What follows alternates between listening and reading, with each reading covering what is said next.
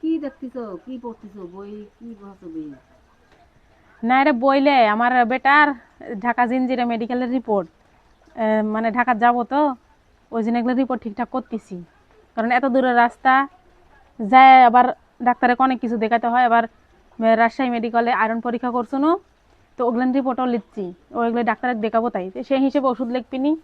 এত দূরের রাস্তা একটু ঠিকঠাক করে না লেগে গেলে আবার ঝামেলা হবে নি, ওগুলো একটু ঠিকঠাক করতেছি।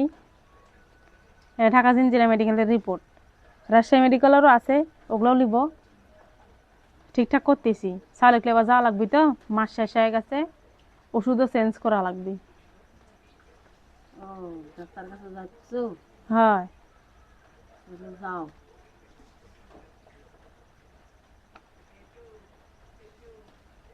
দেখি এই রিপোর্টের ওই ইয়াটা পেপার দেখি মেডিকেল হাসপাতালে রিপোর্ট।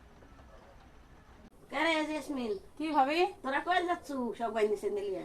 ওই যে ঢাকার যাচ্ছি জুনাইদের ডাক্তার দেখাইতে, ওই ঢাকা জিঞ্জিরা মেডিকেলে জুনাইদকে ওই যে ডাক্তার দেখাই, ওই যে থ্যালাসেমিয়া রোগ, ওটি আবার বিদেশি ডাক্তার আসে, ওই জন্য ওই ওটিকের ওষুধই খাওয়াচ্ছি। তো আবার এখন মাস পুড়ে গেছে, ওষুধও পুড়ে গেছে, ওষুধ আবার চেঞ্জ করে দিবি, ওই জন্য নিয়ে যাচ্ছি। এবার শালক দেখানো হবিনি। আমি বর্তমানে এখন বাসে উঠছি, ঢাকায় রওনা দিচ্ছি আর কি। মানে আরো আগে যাওয়ার কথা ছিল কিন্তু দেরি হয়ে গেছে কারণবশত।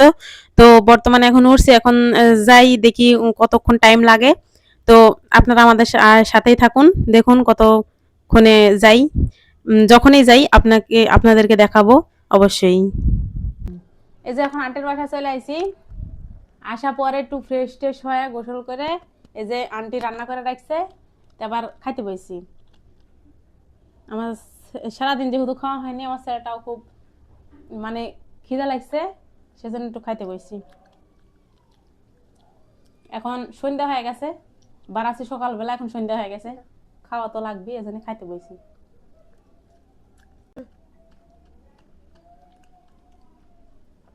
জোরে জোরে খাওয়া দাও বাবা, সন্ধ্যা হয়ে গেছে।